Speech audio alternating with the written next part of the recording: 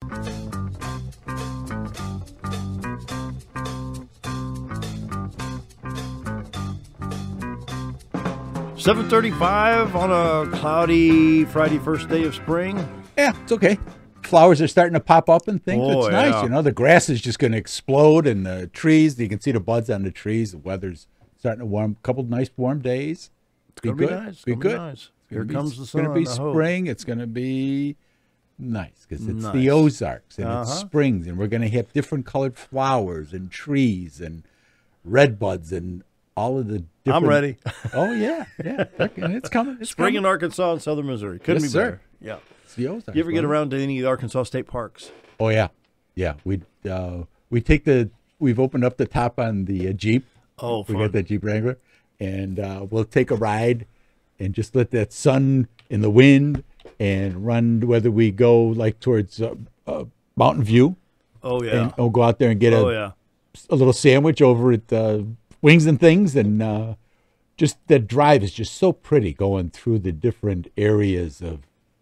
You know, sometimes I wish I had an extra driver so I could sit and look. Because, you know, if there was a policeman out there, you think, that guy's drinking. No, I'm looking. I'm not drinking. I'm looking. He's just weaving a little bit. That's all. That's all. Really, officer, I didn't mean to get off the left side of the highway into the river. Yeah, we'll make that run, or we'll run up into Missouri, and we went to Dot Mill. Oh, yeah. A really, really good cheeseburger there. Oh, yeah. It was really good. I'll make that run again, too. But run down 7, even if you go like towards Little Rock, go towards Conway. Mm-hmm. And have you ever been to, I know we've passed by it, that Natural Bridge of Arkansas? Yeah. Take a minute to run down. I think it's like $4 to tour it.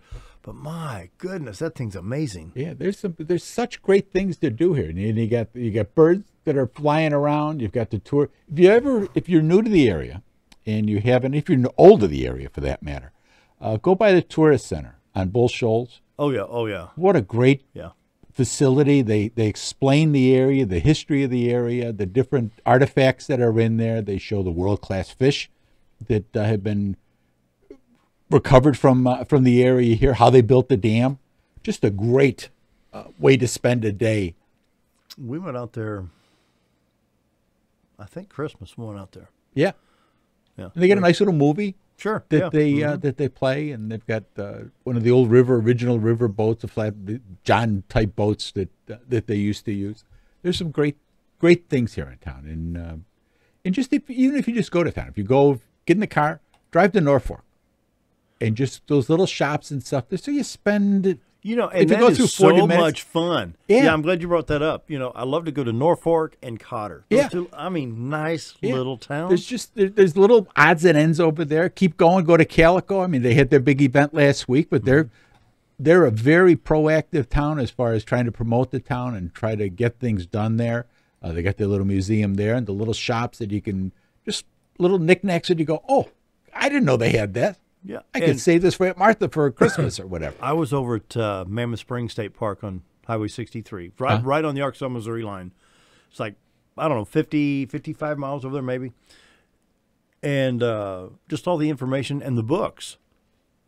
Birds Natural to Arkansas, deer, bear, the cats, all this stuff, just so much stuff. There's a ton of things to do here. I've got the map pulled up. Within, say, 2 to 2.5 hours of driving, you've got Prairie Grove Battlefield, south of Fayetteville, Devil's Den, Lake Fort Smith, Hobbs, Withrow Springs, Bull Shoals, White River State Park, Ozark Folk Center, Lake Charles, Powhatan, Davidsonville, Mammoth Springs, Crowley's Ridge, and Lake, can't make that up, Frierson, over just the other side, this side of Jonesboro. Yeah. I mean, there's a lot of things to do. And now, like I say, going into spring, it's a great ride in the fall when the leaves are changing. It's also a great ride in the spring when all the flowers are starting to pop and the leaves are coming out, the different colors of the trees and the buds in the trees. It's just a great. And the look off of the cliff at Culp Road, south of Calico. Yeah. Have you gone down? You've been down there. Yeah. I mean, it's a wonderful, wonderful area, and that's what brings people here. That's what keeps people here. It's that natural beauty, and I think that we need to stay with that natural state idea. I think that's a good thing for us to do. because that's what we are. And the number of, guys come down, they want to know about fishing and this and that, or I want to have a dock. And I tell people that you're not more than, no matter where you live here, you're not more than 15 minutes away from water. Whether it's one of the lakes, the rivers, both. I mean, the opportunity for you to be on there and get wet pretty quick is there. And there's great boat ramps here. And the subject of fishing, I'm going to pull up this, let's help Leon Alexander out a little bit with Friends of the Norfolk Fish Hatchery. Yes. Of course, there's been, when Congress is trying to find a few more dollars, hey, we can cut this and this. And Congressman Crawford working really, really hard to keep the funding. Let me see if I can find this real quick, because I believe Congressman Crawford's going to be in Arkansas on the 3rd of April speaking to the Friends of Norfolk Fish Hatchery. They're going to be over at El Chico. El Chico. And the tickets, I know that they have tickets for sale, and there's a dinner involved in that. Mm-hmm. It's a Dutch treat. Yeah. Yeah. They've got the menu items set up, and it's going to be really good, and I think I'm going to be able to make that one. Yeah, I've got that on my calendar, actually. I think that it's good that we show the interest in these things that go on around here. I know they had a big turnout last week for the Buffalo River and what's going on there. Yeah, they were on the show this week. Yeah. And, so that was a big thing.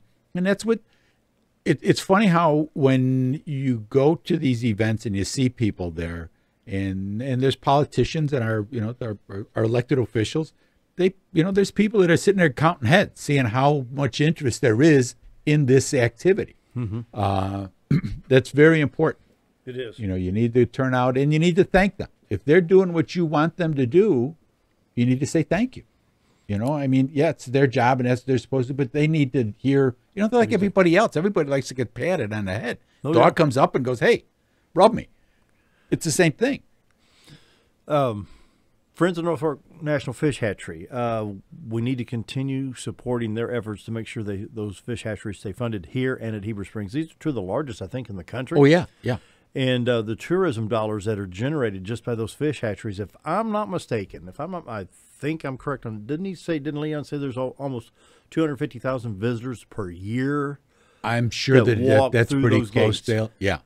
And they've got the area set up down there where you've got the catch and release area down there. That's all part of that. Then they have the kids fishing the derbies. Kids fishing derbies that are down there, to teach these kids. And that's the deal. Give somebody a fish, they eat for a day, teach them to fish. They eat forever. And once they get that, it's not just the physical fish, it's a concept of knowing how to take care of yourself. That's the important part. Speaking of fishing, this is coming up. The 6th annual Salem, Arkansas High School, about 40 miles east of here. Salem High School Beta Club Bass Tournament is scheduled for Saturday, March 28th.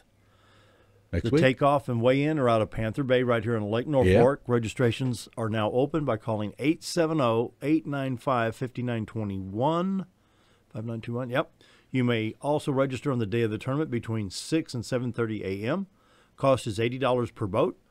Now, get a load of this. This is pretty good. First place receives $1,000. Second place is $600. Third place is $300. Big bass will be awarded $200. Many prizes have been donated to be given away after the tournament. Come out and support the Salem High School Beta Club. That's great. That is great. That is great. And now's the time. I mean, all these little tournaments will be started. Salem, yeah. There's so many of these little places that you go through and you just go, wow.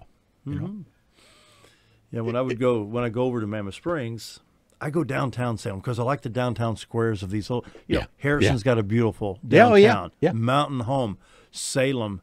And then I love to go to Sunday afternoons. You go down, your backyard, the White River. we were in Harrison on a Sunday afternoon driving. We were coming from someplace and we were driving through, and we went through town. Yeah. And they were doing a movie. They were shooting a movie on the square. Really? Yeah. And I didn't know what it was, but they had all these people in the period costumes, and they were sitting. I was like, well, that was pretty cool. Yeah. We were out there back in 2006 when Channel 3 was doing their Celebrating the Ozarks. And that's the day I visited. The first time I met Steve Grant of Channel 3 and some of the other people. A lot of fun. Jerry Jacobs was there. Yeah.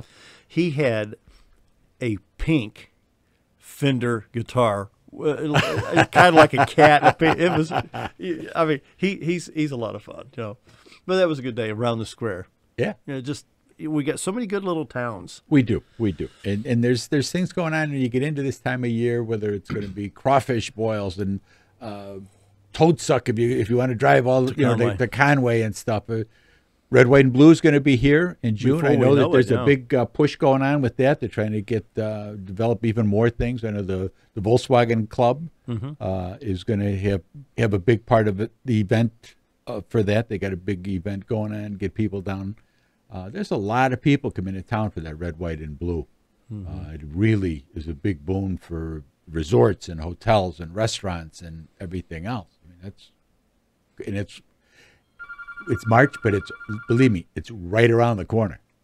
Why don't we go ahead and take the break so I can answer the phone? Let's find I out have who a it is. feeling. I know Let's who see who that it is. I didn't We'll be right back.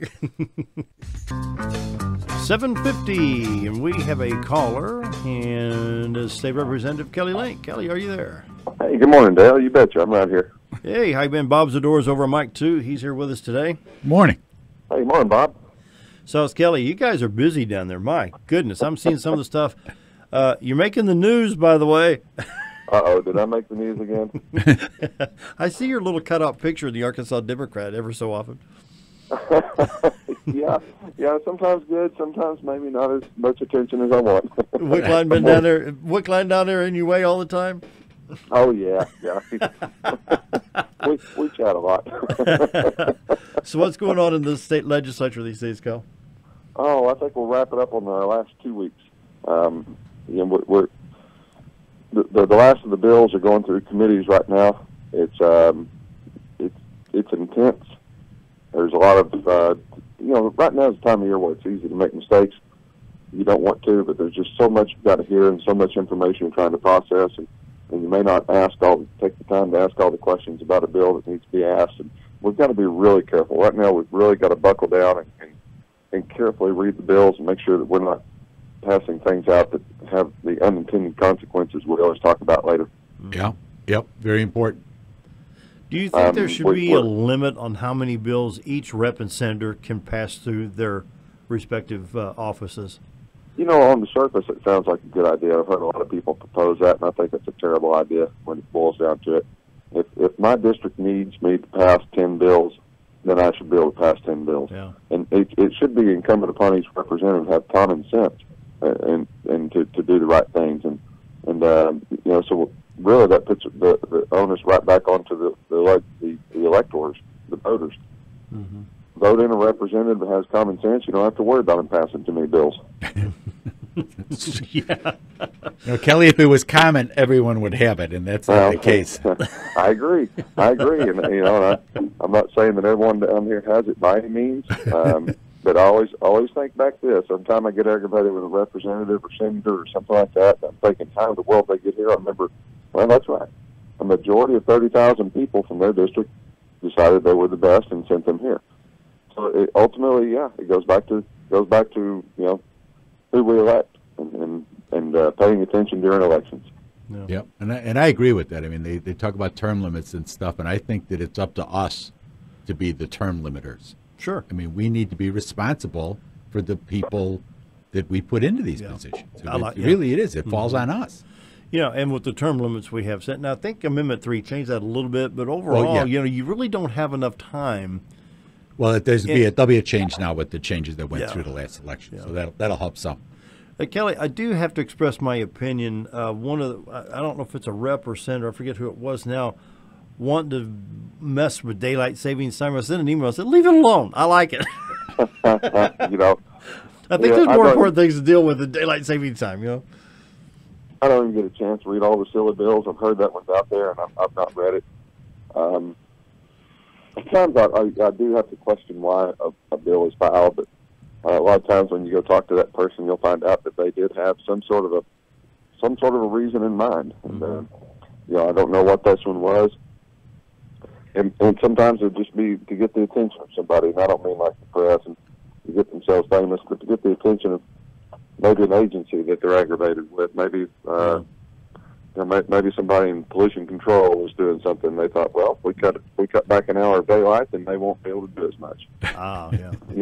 So something along those lines, and I hope something triggered it somewhere. Yeah. Something triggered it somewhere. I agree. Kelley, we're down to about 2 minutes and 20 seconds. I want to make sure that you get your voice heard to the constituents here. What's near and dear to your heart right now? I know you're working your tail ends off down there in Little Rock. We're down to about 2 minutes. Your final thoughts here. Final thoughts are we're getting ready to start what's called the Revenue Stabilization Act. And to briefly explain that, our budget in Arkansas is made up of a whole lot of appropriation bills. And those that hear how many bills we're passing need to understand probably 80% of those bills, maybe even more than that, are what we call appropriation bills. They appropriate the spending if we have the money. So based on appropriation says we will spend X amount of money on school buses if that money exists. Now, the Revenue Stabilization Act is the money that exists. It puts the money into three categories, basically, and says, okay, this is priority A, then if revenues is X, then this is priority B, and over here is priority C. An excellent way of budgeting. I wish more and more states would do this. It was a great idea that somebody came up with about 30 years ago. It gives that governor priority through the next year to realize, okay, if this is number one, this is what the legislators want done first. This is number two. This is number three. And it's been working great for Arkansas. That's what we're working on right now is that Revenue Stabilization Act. It takes an intense amount of time and focus, but that's what we're trying to get done so we can come home now and quit doing silly things like daylight savings time. Yes, and I think we're going to see you tomorrow night in Yellville at the fairgrounds, are we not? Oh, yeah, that's going to be a great event. Oh, it really is. Looking forward to that. We got the Lieutenant Governor's coming, and yeah, Tim Griffin's going to be there. Yeah, look forward. Is he going to ride his motorcycle? He'll be by himself if he does. 30 seconds, Kelley and Bob. Final thoughts here. Bob, I think also I believe Congressman Womack and Senator Bozeman will be there as well. Yes, sir, they are. Good. What a great chance for $25, $30 to have a really good meal, come out and meet some great people. You know, and it shows that Marion County and the other side of the river is starting to step up a little bit, and we're able to draw Marion these County has a people. great event. And we're gonna. I think we'll do nothing but grow over there. It's been time for it to be redder than red. Yeah, guys, I got to cut this short. The clock says I'm out of time. Kelley, we'll see you tomorrow night. Thanks for your work. Safe trip, Kel. Safe trip. Bye. Bye. That pretty well wraps it up. We'll Twin Lakes Retired Police today at the Elks, noon. Twin Lakes Retired Police. Be there. Be there. Great organization. We'll see you Monday.